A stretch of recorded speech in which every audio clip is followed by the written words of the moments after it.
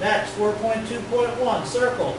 If valve installed in bore system, visually inspect body-to-bonnet fasteners for evidence of boric acid and record results on attachment 1.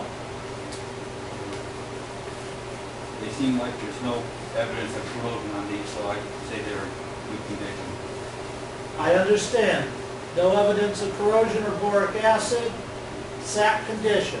Documenting on attachment 1. SAP. Slashing is complete. Circle 4.23. Verified bonnet is match marked to body.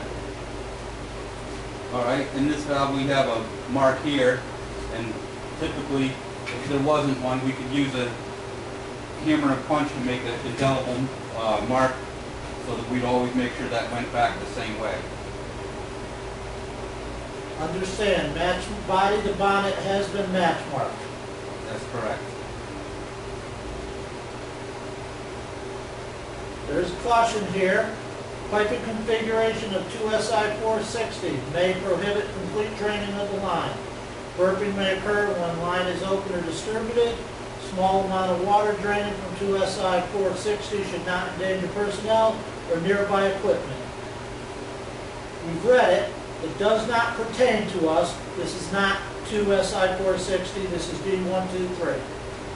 So, section 4.2.4, circle. If removing as an assembly, remove bonnet stem assembly as follows. A, if packing is removal is desired, remove now. If air operator bonnet to a bonnet stem assembly position distant mid. All right. So the first one, if packing removal is desired, remove packing. B, circle. Check valve depressurization while unfastening and unfasten bonnet. I want you to break the body to bonnet fasteners loosely and check depressurization. Check for depressurization. That is correct. Loosen these up. Larry, why don't you move to the other side? Okay, I'll move to the other side here. I'm going to make sure these are just a little loose, but still attached, and then I can shake the bottom to make sure there's no pressure where water or system fluids would be coming out. All right. And then I continue to disassemble. So I understand what you're telling me, that there is no pressure. That's correct. Understand.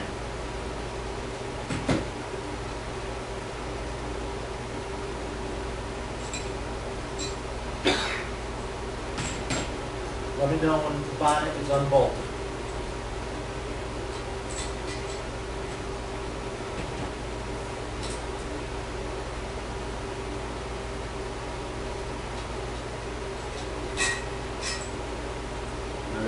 Unfinished removing the fastener from the bonnet.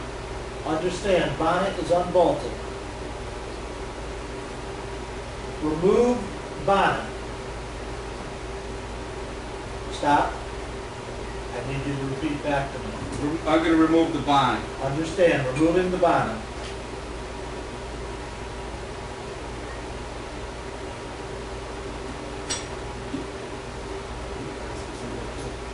Gasket looks like it's in good condition. I understand the bonnet is removed. That's correct. The bonnet is removed.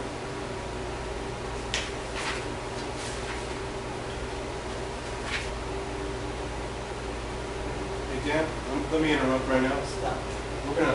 Let's just stop the video right now. Let's just talk about what we just learned. Okay. One thing it's evident from this video and Dan and Larry working together, these guys are wicked experienced in doing this for years, and even they have need practice at three-way communication and trying not to go ahead. They have abilities that will want them to go forward, but they need to stay in check and stay with the paperwork.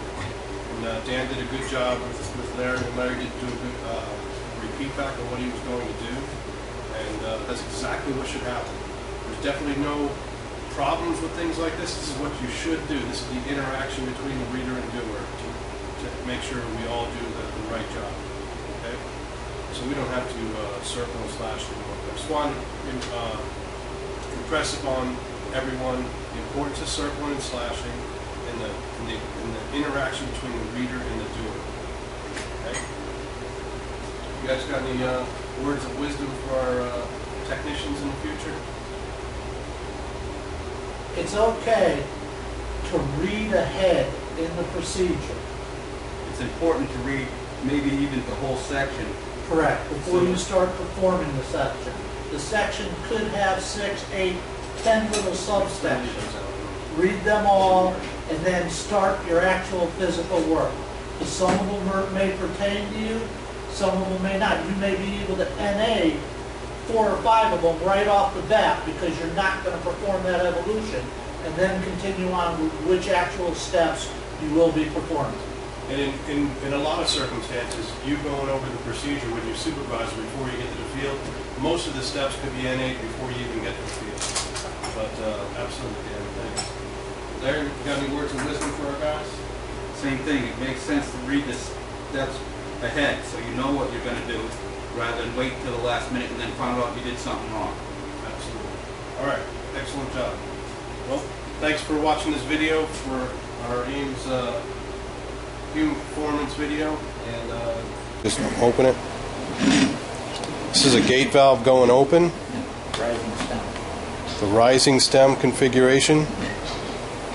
In this cutaway you can see the actual disc and stem assembly in the body of the valve. The disc is the red part. The yellow contacting the white, which is the back seat of the valve. The back seat makes up the bottom of the stuffing box in which the packing is in. The next part up, the next white part underneath the red is the packing gland, and then you have the packing follower, and those terms could be used interchangeably. The blue nuts on top here are the packing gland nuts. And again, you can see the stem. This top portion is a yoke bushing, which converts the torque of the hand wheel to axial movement of the stem, the up and down movement of the stem. Go ahead, Larry, turn the hand wheel a little bit closed. So Larry's turning the valve clockwise, causing the stem to go down. And that is happening in the yoke bushing or yoke nut at the top, which is turning and it's captured in the top of the yoke. And again, you can see the wedge being driven shut into the seat legs.